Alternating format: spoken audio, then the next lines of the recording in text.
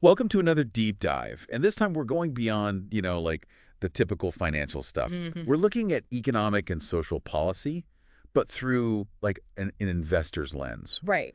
Our guide for this is Joel Greenblatt's book, Common Sense.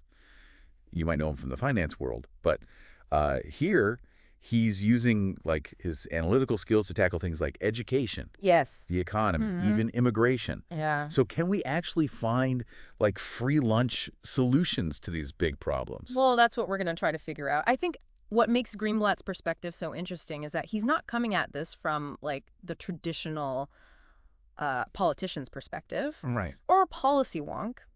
He's an investor, so he's asking us to look at these problems like investors would. Hmm.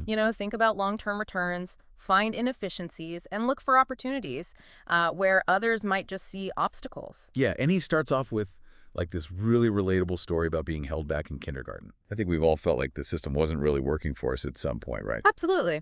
And he uses that to launch into this kind of stark look at the U.S. education system, Right. particularly for low-income students. There's one statistic that he highlights that is really kind of hard to swallow. Okay. He says that in major U.S. cities, a poor Black or Hispanic student entering high school, they only have a 1 in 11 chance of graduating college.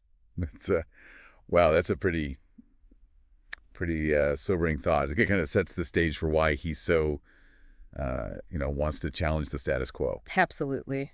And he doesn't hold back in his critique of the current system. He talks about, the idea that your zip code determines your destiny, Hmm. how where you live can really predetermine the quality of the education that you're going to get. And he also challenges the effectiveness of, those traditional fixes, like just throwing more money at the problem. Right.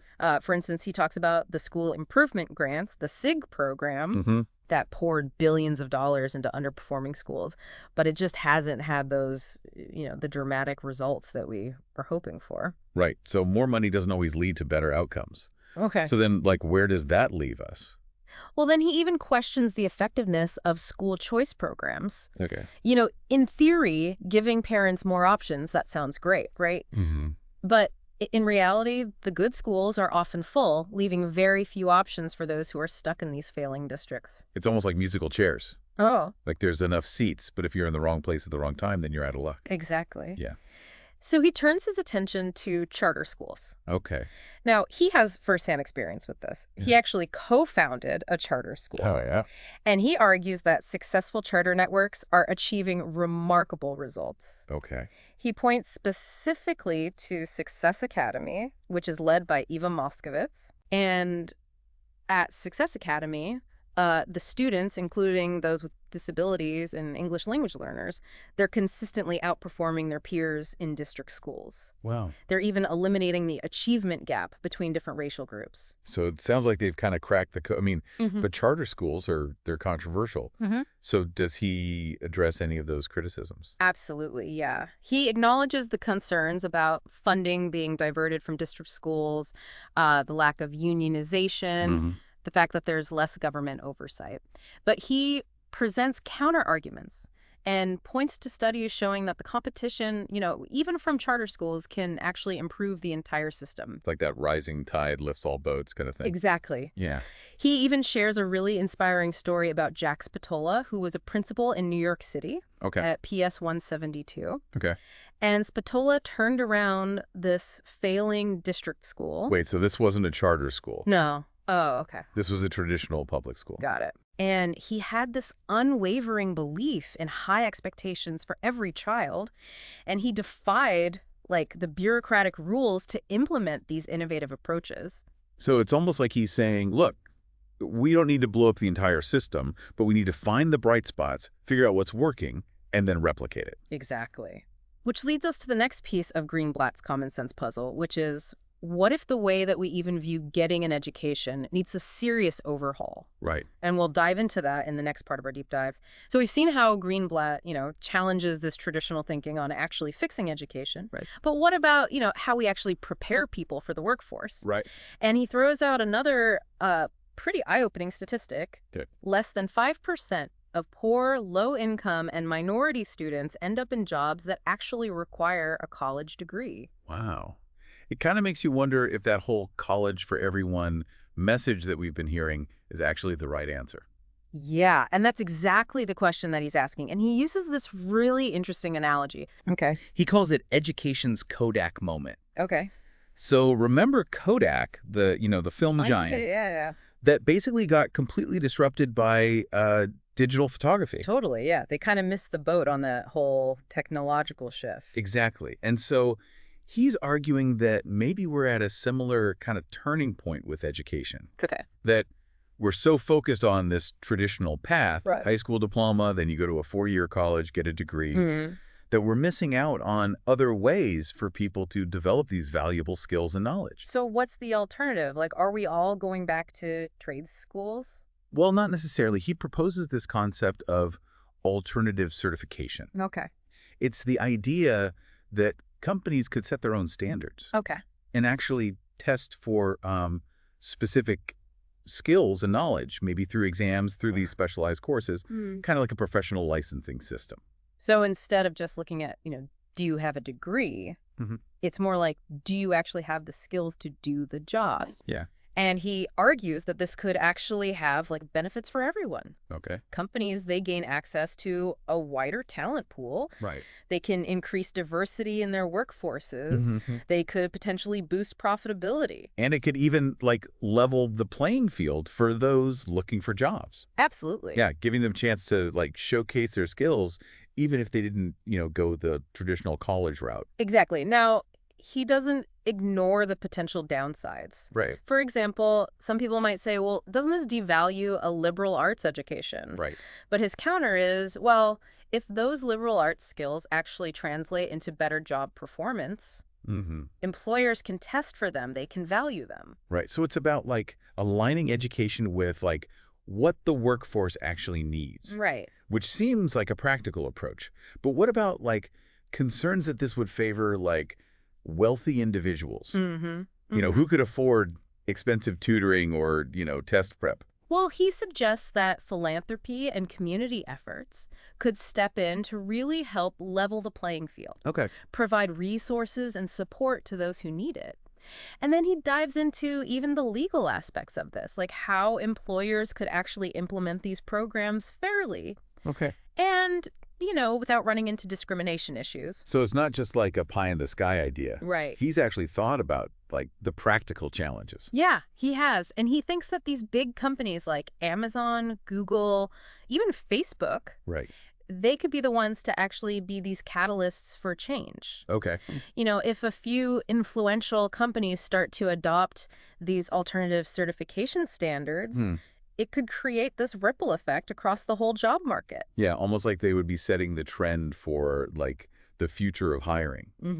Okay, so we've disrupted education. We've kind of disrupted this, college degree system. Right. Let's talk about something that's impacting everyone, regardless of education level. Technology, globalization, and disruption. So you remember earlier when we talked about Greenblatt's accounting lesson, Yes. the upfront costs versus long-term gains. Yeah. It was almost comparing buying a software subscription to just paying a big lump sum up front. Right. Sometimes it makes sense to spread out the cost, even if it seems higher initially. Yeah, and he uses that analogy really brilliantly to frame this chapter. He acknowledges, all these incredible advancements that technology and globalization have brought. But he also recognizes that semi-skilled and low-skilled workers in the U.S., they've actually been negatively impacted. It's we've gained so much as a society, but then some people have kind of been left behind in the process. Exactly. And he dives into some potential solutions, starting with the, always hot button issue of raising the minimum wage. Right. And he presents both sides of the argument, the benefits for low-wage workers, but then also, the potential job losses, Right. businesses becoming unprofitable.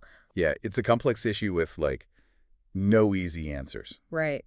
And then he brings in, you've probably heard this, the earned income tax credit. I've heard of it.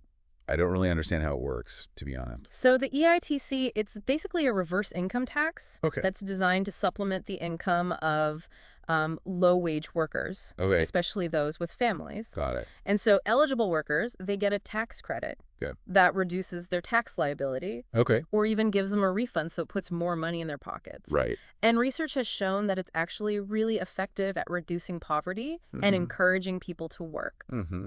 And what's even more interesting is that studies have shown that the actual net cost of this is much lower than the headline number Okay. because it creates so many positive ripple effects. Yeah, that's a pretty compelling argument to, expand it potentially. Well, hold on to your hat because he then proposes tripling the EITC. Whoa, okay. That's a big jump. Yeah. And so this would essentially create a minimum wage of like $15 plus per hour for anyone willing to work. Wow. How could we possibly afford that? He suggests a combination of things. Increased tax revenue from a larger and more productive workforce, Okay. reduced social program costs, Mm-hmm. and then the long-term savings that would come from actually reducing childhood poverty. Okay. He actually cites research estimating the cost of childhood poverty at over $1 trillion per year. It's incredible to think that investing in people up front could save us so much money in the long run. Exactly. That's that investor's mindset at work. Looking beyond the immediate costs and actually focusing on those long-term returns. Right. Now, he acknowledges that, traditional accounting, they might balk at this idea. Right. But he's urging us to think differently, to see the potential of these kinds of investments. It's almost like planting a tree. Mm. You don't get shade from it right away. Right. But if you nurture it, you let it grow, eventually it's going to provide immense benefits. And speaking of long-term thinking, let's dive into another complex issue. Okay. Immigration.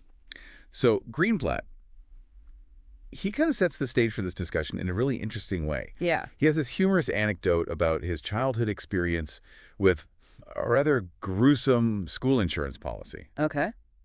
And he uses that to transition into this idea of skilled immigration as a potential free lunch for the U.S. economy. I'm intrigued, how does a gruesome insurance policy relate to immigration? Well, he talks about how the policy, it covered all these freak accidents, but it didn't cover like the common things that kids get hurt from. Right. And so it was like they were focused on all the wrong risks. Okay. And he's saying that we're doing kind of a similar thing with immigration. We're so focused on restricting immigration that we're missing out on this huge opportunity. So the skilled immigrants are like the accidents that the immigration policy isn't covering. Yeah, exactly. And he presents these figures from the National Academy of Sciences, Engineering, and Medicine. Okay. And they estimate that each highly educated immigrant contributes $1 million to the U.S. economy over their lifetime. Wow. $1 million. And even immigrants with just a college degree contribute $500,000. So those are some serious numbers. Right. So how do we, tap into this potential free lunch? Well, he argues that our current immigration system, with its emphasis on family ties over actual skills, and, the bureaucratic nightmare of the H-1B visas, it's actually hindering economic growth. Okay. He talks about the really restrictive nature of green card allocation, the limited number of H-1B visas, which leads to these long wait times, these high costs, and a lot of uncertainty. Yeah, it sounds like our system is almost designed to keep skilled workers out rather than welcoming them in. Yeah, exactly. And he compares our system to the points-based system that they use in places like Canada and Australia, where skilled immigrants are actually actively recruited. So what's his solution? Do we just, open the floodgates and let anyone in? No. He proposes a much more nuanced approach. Okay. He suggests allowing U.S. companies to directly sponsor skilled foreign workers for green cards, but subject to a 20% premium tax. So companies would pay a premium to bring in the talent that they need. But what about those concerns that, these immigrants are taking jobs away from Americans? Yeah, and he tackles that head on. He cites research from the Government Accountability Office that shows that the median salary for an H-1B worker is actually higher than that of U.S. workers in comparable jobs. Oh, wow. And he reminds us that, by law, these workers have to be paid at the same level as their U.S. counterparts. And companies are subject to strict audits to make sure that happens. So it's not about cheap labor. It's about attracting the best and brightest minds.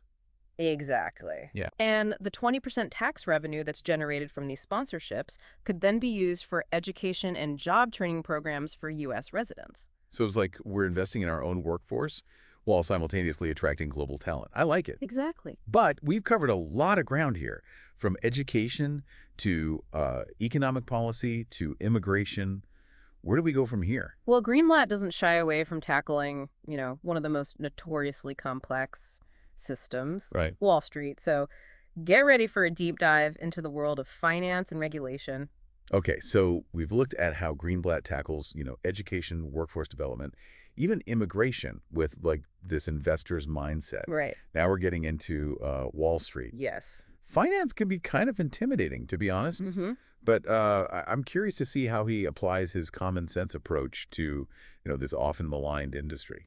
Yeah, well, he starts this chapter with this kind of unexpected historical analogy. He talks about how in the 18th and 19th centuries, Britain would ship convicts to these penal colonies in Australia. Okay. And tragically, on these early voyages, over 40% of them died at sea. Wow, that's horrifying.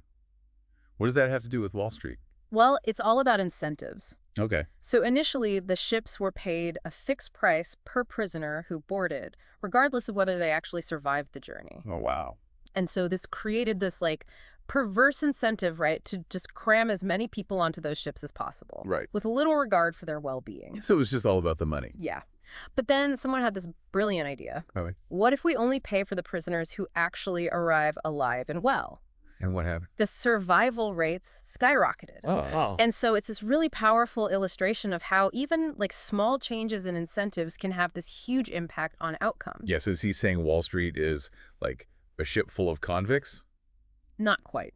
But he's using this analogy to kind of highlight this importance of aligning incentives and regulations in the financial system. Right. And he acknowledges the negative perception of Wall Street, but he makes a distinction between illegal activity, which, obviously should be punished, Right. and then just risky business practices, which aren't necessarily criminal, Right. but can still have these really devastating consequences. Yeah, that makes sense. Okay, so where does Dodd-Frank fit into all of this? So Dodd-Frank, the Wall Street Reform and Consumer Protection Act, that was passed after the 2008 financial crisis, Right. introduced some significant reforms aimed at making the system safer. Okay. So they increased capital requirements for banks, meaning they have to hold more money in reserve. Okay.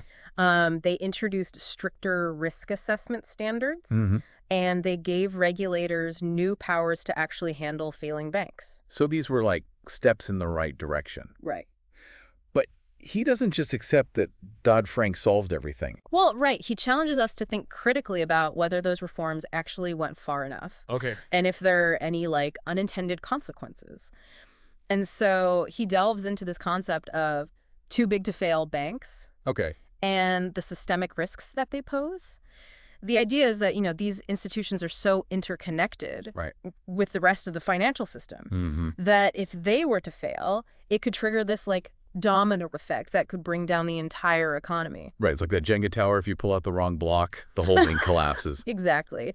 And there are differing opinions on whether Dodd-Frank actually adequately addressed this issue. Clear. So some argue that the increased capital cushions, stricter risk assessments, combined with this introduction of bail in narrable debt, have made the system more resilient. Bail in narrable debt. So that means instead of taxpayers bailing out the banks, right, the investors who hold this bail in arable debt would take the hit. Right. So that's the idea, but not everyone is convinced. Greenblatt introduces us to Neil Kashkari, Okay. who's the president of the Federal Reserve Bank of Minneapolis. Okay. Yeah. And he has firsthand experience with financial crises, and he argues that Dodd-Frank didn't go far enough. So he thinks that we haven't learned our lesson. He's particularly concerned about those too big to fail banks. Right. And believes that they should actually be broken up to reduce that systemic risk. He even cites a study by the Minneapolis Fed that estimates there's a 67% chance of another major bailout in the next century. Oh, wow. And what about this bail in arable debt? Does he think that will work? Well, he's skeptical about whether that would actually be effective in a real crisis. Okay. He points out that even in recent European bank failures, regulators have been really reluctant to actually impose losses on bondholders. So were we back to square one? Well, not necessarily. Greenblatt doesn't just present the problems, he offers potential solutions. Okay, good. And he acknowledges that, excessive regulation can stifle innovation, Hmm. increase costs for banks. Right. And make it harder for small businesses to access credit, which ultimately hurts economic growth. It's a balancing act. It is. So how do we make the system safer without crippling it with all these regulations? Right. Well, he proposes this new approach that combines higher equity capital requirements for banks with a new type of preferred stock. Okay. So he suggests increasing equity capital, which is the money that banks have to put up themselves, Yeah. to somewhere between 20% and 30% of their total assets, Okay. which is significantly higher than it is now. Right. And then here's the interesting part. He wants to replace that bail-annewable debt with a new type of preferred stock that automatically converts to common stock in a crisis. So instead of the creditors taking a haircut, the shareholders bear the brunt of the losses. Exactly. It aligns the incentives of banks and investors in a way that protects taxpayers and promotes stability. Mm-hmm. Banks have a much stronger capital cushion. Right. Which reduces the risk of failure. And investors, knowing that their preferred stock could be converted, would have a much greater incentive to, push banks to actually make prudent decisions. This is a pretty clever solution. Right. Okay, so we've tackled education, the workforce, immigration, Wall Street. I mean, is there anything else that he looks at with this investor's lens? Well, he wraps up the book with a topic that's near and dear to all of us, I think. Retirement savings and the future of Social Security. That's definitely something I need to be thinking more about. I haven't really, to be honest, thought about my retirement savings much beyond like contributing to my 401k. Yeah. Well, Greenblatt starts off by teaching us a lesson that he learned from teaching investing to ninth graders. Yeah. He uses this example of two hypothetical investors, Yeah. one who starts saving early and one who starts saving later, to illustrate the incredible power of compounding. Right. Which is this idea that your money earns interest not just on your initial investment, but also on the accumulated interest. Right. So it grows exponentially over time. Exactly. It's like that, that classic saying, the best time to plant a tree was 20 years ago. The second best time is today. Yeah. But then, so he teaches us this lesson. What does he say about like the actual reality? Yeah, well, then he hits us with this dose of reality, Okay. which is that retirement savings in the U.S. are dismal. Okay. He cites this data from the Economic Policy Institute that shows half of working-age families have zero retirement savings. Wow. And the median for those who do have savings is a paltry $5,000. That's a scary thought. Right. So what's the solution? Should we all be like day trading? Well, Greenblatt argues that relying solely on these voluntary retirement savings plans like 401k Right. isn't working. Okay. Especially for, lower income families who often are just struggling to make ends meet, Right. Yeah. let alone save for the future. And so he points to a system that's actually been really successful in Australia called superannuation. Superannuation. That sounds like a superhero retirement plan. Yeah. But it's actually pretty straightforward. So in Australia, everyone has this retirement account called a superannuation fund. Okay. And employers are required to contribute a percentage of their employees' salaries to these funds. Okay. And it's all professionally managed. It's like having this built-in savings plan that you can't ignore. So you're kind of forced to be responsible, Exactly. which when it comes to retirement planning, maybe isn't such a bad thing. Right. And Greenblatt argues that, we could learn a lot from this Australian system. Okay. But then he throws out this really controversial idea. Okay. He suggests privatizing Social Security. Whoa. Okay. Yeah. That's a big one. Yeah, it's pretty radical. Yeah. Now, he's not talking about dismantling the entire system. Okay. He's suggesting that we could divert some or all of our Social Security taxes into these private retirement accounts, Okay. similar to those superannuation funds in Australia. Right. He even suggests increasing the Social Security tax cap for high earners Right. and using a portion of those additional contributions to supplement the accounts of lower income workers. And so it's kind of like everyone has a chance to build this nest egg. Yeah. But, what if people make bad investment decisions with this? I mean, not everyone's a financial whiz. Yeah, and that's a valid concern. And Greenblatt actually shares an anecdote about, his own experience trying to set up a benevolent brokerage firm to help people make better investment decisions. Okay. And he offered two options: a self-managed account where people could pick their own stocks from a pre-approved list, Okay. and then a professionally managed account. Mm-hmm. And what they found was that the professionally managed accounts consistently outperformed the self-managed accounts. Even though they were working with the same kind of investment strategy. Yeah, even though they were using, the same basic approach. And so what this shows is that even with the best intentions, people often let their emotions get in the way of making sound financial decisions. Right. So maybe they panic and sell at the wrong time or something like that. Exactly.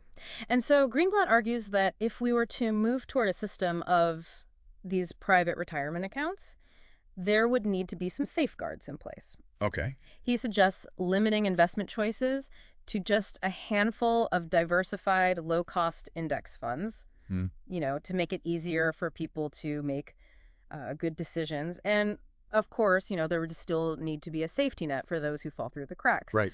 But he believes that a system that encourages personal responsibility and harnesses the power of compounding could dramatically improve retirement outcomes for most Americans. Yeah. I mean, he's really thinking through, the implications. He's not just throwing out these wild ideas. Exactly. It's that investor's mindset again. Yeah. And that's, I think, the common thread that runs through the whole book. He wants us to think differently Mm-hmm. about social and economic issues, Yeah. apply that investor's lens, Yeah. and then, seek out creative solutions. Yeah, he's not afraid to tackle controversial topics or challenge the status quo. Right. He wants us to, think for ourselves, question our assumptions, and really demand, better solutions. It's been a really interesting exploration. It has. This deep dive has been a real eye-opener for me. Yeah, me too. It's challenged my thinking, Mm-hmm. and it's given me a new set of tools to analyze these complex issues. What I like is that he doesn't just point out the problems. He actually, offers concrete solutions. Yeah. It leaves me feeling honestly optimistic. Yeah, me too. Maybe, just maybe, if we embrace a little common sense, Right. we can actually make a difference. Well, that's a perfect note to end on. So for everyone listening, what stood out to you from this deep dive? What are you going to mull over or explore further? Remember, this is just the beginning of your journey. Greenblatt has given us the map, but it's up to each of us to take the next step. So happy exploring.